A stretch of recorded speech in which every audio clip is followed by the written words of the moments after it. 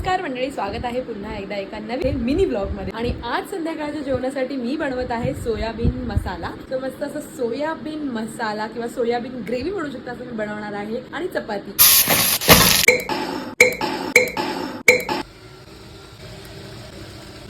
मंडळी या जेवायला मस्त जेवण बनवून झालेलं आहे। आज मी केलेला आहे सोयाबीन मसाला आणि थोडेसे जे आपले ड्रमस्टिक्स आहेत म्हणजे शेवग्याच्या शेंगा त्या थोड्याशा अशा परतल्या आहेत नॉर्मल, आणि चपाती आणि भात आहे। भात सुद्धा आम्ही त्या ड्राय ग्रेव्ही बरोबरच खाणार आहे। अनिकेतला मस्त प्लेट रेडी करून दिलेली आहे आणि अनिकेतच सांगेल जेवण कसं झालंय।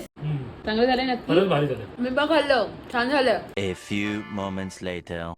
रजनीचा आहे बर्थडे, त्याच्यामुळे रजनीने दिले आहे केक दोघांनाही खायला। वाव, मला क्रेविंग झालीच होती काहीतरी स्वीट खायची अशी, आणि फायनली रजनीने केक दिलेला आहे। थँक्यू सो मच रजनी, आणि पुन्हा एकदा हॅपी बर्थडे। पिंक वाला केक पहिला खाते, नाहीतर अनिकेत सगळं संपवेल, सगळं संपवतो मी। भेटूया लवकरच, बाय।